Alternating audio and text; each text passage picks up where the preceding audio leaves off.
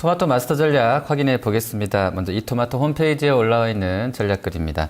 김석철 전문가는 진짜 수익이 터지는 생각의 차이에서 지수 1942선까지의 반등 보고 있고요. 그 근처까지 가면 외국인의 선물 동향 좀 주목하자고 합니다. 김대복 전문가는 패러다임이 변화하는 강소기업에 투자하라 해서 일단 대형주는 기술적 반등이 나오고 있는데 그럴 때마다 비중을 줄일 것을 권하고 있고요.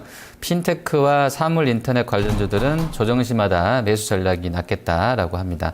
하재누리 전문가는 이 명확한 상승 종목의 조건식에서 총 4가지 조건을 제시했는데요.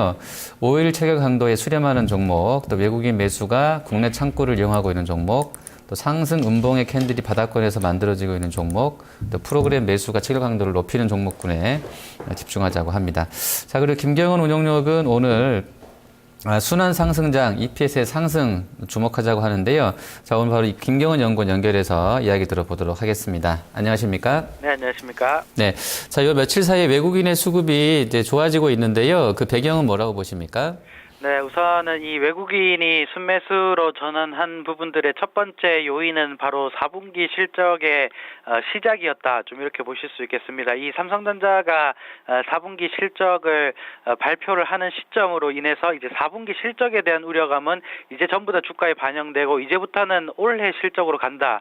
좀 이렇게 보셔야 되겠고, 그러면 4분기 실적이 특히나 이제 화학주들이나 정유주들 포함한 이제 유가 급락에 대한 우려감이 좀 있는 섹터들이 전반적으로 낙폭 과대에 대한 메리트가 좀 생겨버리는 시점들로 인해서 주가가 외국인들 기준으로 그리고 기관 쪽에서도 일부 좀 땡겨주는 모습들이 좀 진행이 되고 있기 때문에 이제부터는 주가 하락에 대한 부분들이 어느 정도 마무리가 되고 재반등, 특히 대형주 위주로는 낙폭 과대 순환 반등이 앞으로 좀 이어지지 않을까 좀 이렇게 보고 있습니다. 네. 자, 그래도 이제 4분기 실적 시즌 들어갔기 때문에 4분기 실적도 좀 영향을 줄 것 같은데요. 이 실적 시즌 통과하면서는 좀 어떤 쪽에서의 그 섹터가 좋아질 것으로 보시는지 하고, 대체로 좀 주가 수준도 좀 우상향한다고 좀 봐도 되겠습니까? 네, 전반적으로 1월 달에 이제 코스닥 증시가 굉장히 좀 강한 모습들을 보여주고 있고, 최근 2거래일 동안 이제 코스피 증시도 좀 올라와 주면서 대형주 위주로도 순환적으로 좀 자금이 좀 도는 모습들이 나오고 있는데, 전체적으로 대형주 같은 경우는 좀 많이 빠진 섹터들, 특히 밸류에이션으로 보면 이제 저점을 좀 다진 부분들의 종목군들 섹터들이 좀 강할 것이다. 좀 이렇게 보고 있습니다.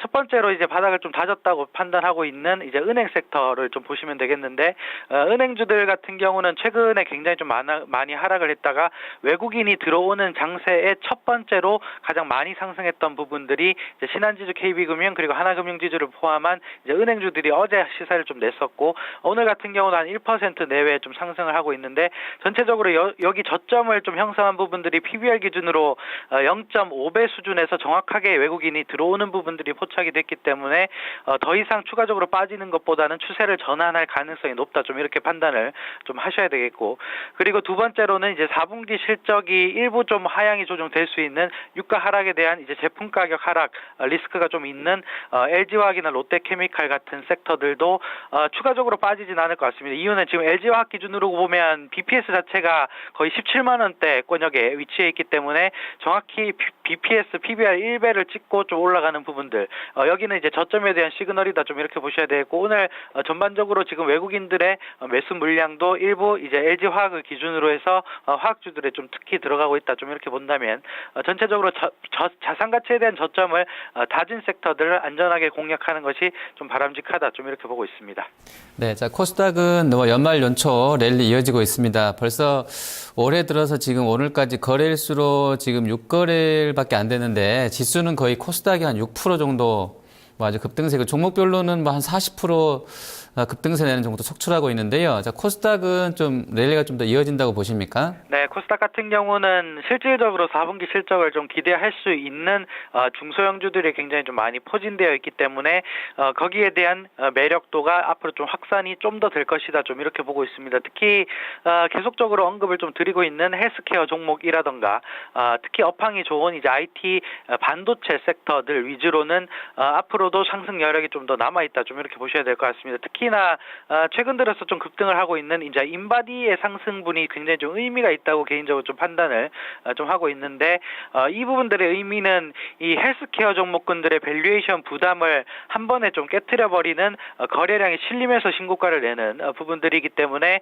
이쪽 부분들은 앞으로 그 밑에 전방 섹터인 이제 헬스케어 업체들의 밸류에이션을 좀 높일 가능성이 높다, 좀 이렇게 보고 있고 시간이 지날수록 계속적으로 성장을 하는 섹터이기 때문에 2015년 밸류에이션으로 좀 매기게 되면 또 PER이 좀 떨어지게 됩니다. 이렇게 되면 다시 한번 가격에 대한 메리트가 좀 발생을 하는 구간들이 헬스케어 측면에서 나올 수 있다, 좀 이렇게 보고 있기 때문에 이러한 섹터, 그리고 전방업체 자체가 지금 호황을 누리고 있는 SK하이닉스가 지금 신고가를 내고 있듯이 그러한 부분들을 전반적으로 좀 영향을 받고 있는 반도체 섹터, 특히 DNF라던가 테크윙, 그리고 하나 마이크론 같은 이런 섹터들은 계속적으로 좀 신고가를 낼 가능성이 높습니다. 그렇기 때문에 전반적으로 업황이 좋고 EPS가 좀 성장하는 헬스케어와 그리고 IT 반도체 섹터에 특화돼서 좀 움직일 가능성이 높기 때문에 거기에 맞춰서 좀 대응을 하셔야 된다, 좀 이렇게 말씀을 좀 드리고 싶습니다. 네, 자, 그리고 오늘 이제 올려주신 전략을 보면 개별주 장세로 철저하게 이제 가고 있다라고 말씀해 주셨습니다.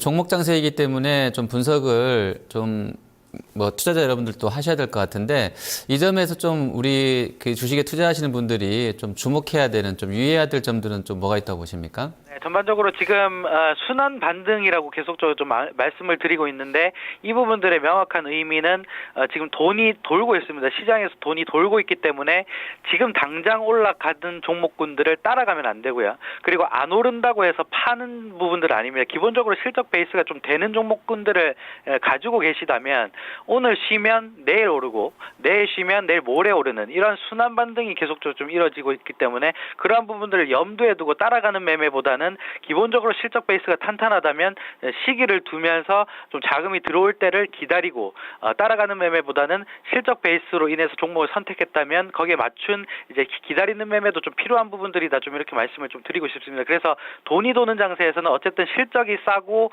그리고 밸류에이션이 저렴하고 성장이 나오는 섹터들은 돈은 돌기 때문에 계속적으로 그러한 부분들을 염두에 두시고 좀 매매를 하는 것이 바람직하다, 좀 이렇게 말씀을 좀 드리고 싶습니다.